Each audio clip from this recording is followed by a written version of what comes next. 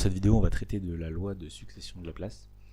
Donc je vais d'abord faire un cas particulier, qui est le cas qu'on apprend en cours de base, en sup je veux dire. Enfin on l'apprend pas forcément, mais c'est en exercice, ça peut être vu. Et après le cas général assez intéressant, et comment, enfin des petites anecdotes sur la loi qu'on m'a conté. Voilà. Donc c'est parti. Donc on prend n plus une urne, numérotée de 0 à k. Ok, donc on a bien, enfin de 0 à n, excusez-moi. Ok, et donc où il y a k boules blanches et n moins k boules noires, donc dans l'urne k.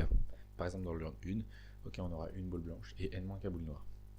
Ici je ne l'ai pas écrit, mais on va choisir donc une urne au hasard, parmi les donc n plus une urne, et on va devoir calculer cette probabilité. Donc sachant que le nème tirage, les n tirages d'avant étaient blancs, quelle est la probabilité que le n plus unième soit blanc? Ok, pour ça on va devoir mettre en place quelques petits événements. Donc déjà on va poser UK, qui est donc l'urne, enfin on a choisi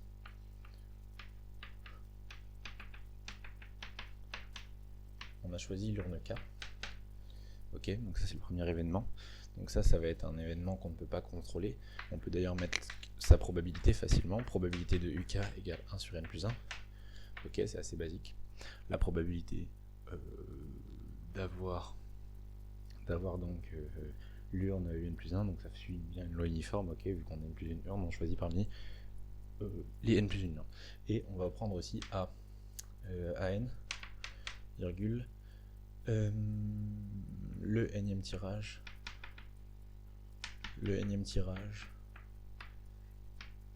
est blanc. Ok, quand je dis est blanc, ça veut dire qu'on a pris une boule blanche. Voilà, basiquement. Et donc là, on va devoir calculer donc la probabilité. Ce qu'on va rechercher, nous, c'est la probabilité. Donc, sachant, enfin la probabilité de n plus 1, donc le n plus 1 nième tirage est blanc, sachant, je note avec une barre, que A1 inter jusqu'à n. Donc, sachant qu'on a tous les événements à n avant. Ok, et comment on va faire ça? Et en fait, ça, c'est égal à quoi? C'est la probabilité de A1 inter à n plus 1. Okay, divisé par la probabilité de A1 inter à n. Ok, donc en fait on a juste le inter ici qui finit à n plus 1, ici n. Donc on va s'amuser à calculer cette probabilité ici. Ok, et pour ça, on va utiliser le fait, je vais effacer ça, on va utiliser le fait que les UK, donc les UK avec k dans 0n, est un SCE. Donc un SCE, un système complet d'événements. Pourquoi? Parce qu'on choisit une urne au hasard, ok.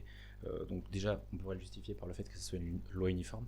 Donc ok, ça forme bien une distribution de probabilité, mais sinon sans les lois uniformes, enfin sans les lois de probabilité, globalement on choisit une urne au hasard, donc on va forcément choisir 0, 1, 2, 3 jusqu'à n. On va forcément en choisir une, donc c'est bien un système complet d'événements. Et on ne peut pas choisir l'urne 1 et l'urne 2 à la fois.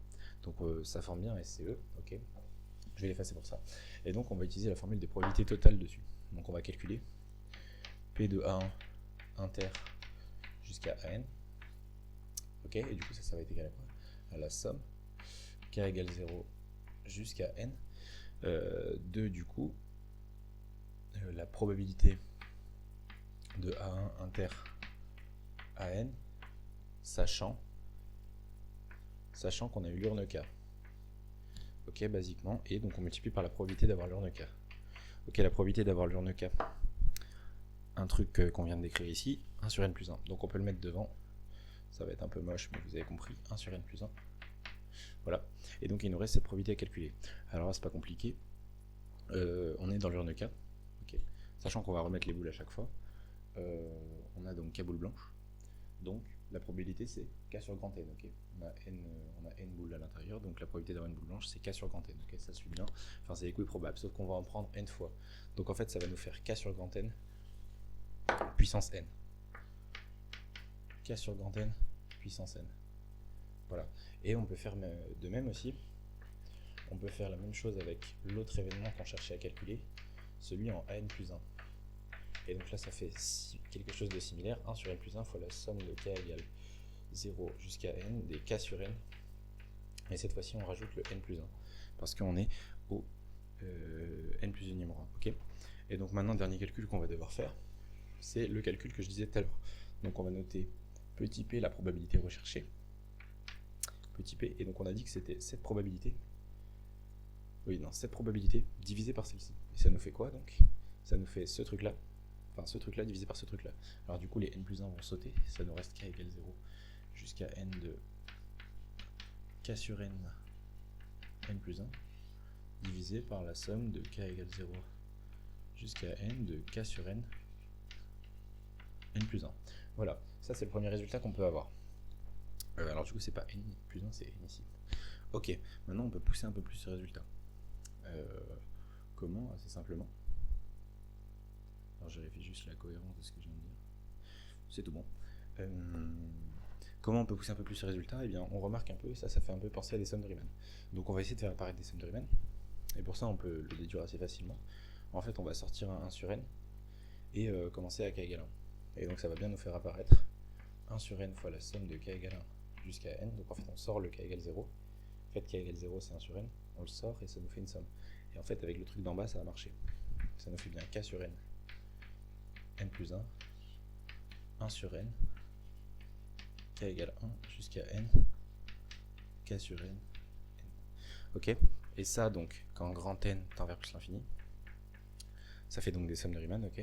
Ça c'est facile, c'est l'intégrale de 0 à 1 de x puissance n plus 1, ok, dx, ce qui fait bien 1 sur n plus 1, 1 sur n plus 2 même. Donc ce truc là au final, ce truc là fait 1 sur n plus 2, et ce truc là fait 1 sur n plus 1, donc ça fait n plus 1 sur n plus 2. Et ça c'est le résultat qui va nous intéresser, alors du coup ça va être grand n. Non oui c'est bon, n plus 1 sur n plus 2. Et donc ça c'est quand grand n tend vers plus l'infini. Voilà. Et donc en fait on remarque que cette probabilité est très proche de 1. En fait, si on a fait énormément de tirages avant, genre 1000 par exemple, la probabilité d'avoir au prochain tirage une boule blanche, elle est énorme. Voilà, si on applique avec 1000, ça nous fait du 1001. 1001 sur 1002, on sait bien environ égal à 1. Donc c'est un événement quasi certain. Et d'ailleurs, pour la petite anecdote, on peut donc généraliser cet événement en fait à des lois de Bernoulli.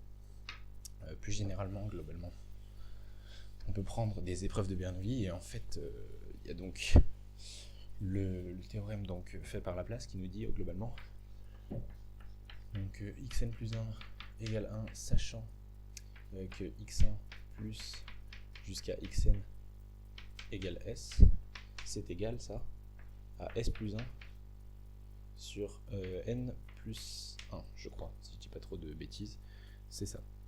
Et en fait, où les xi, pour i, donc pour i dans n, on s'en bat les couilles, c'est pas très intéressant.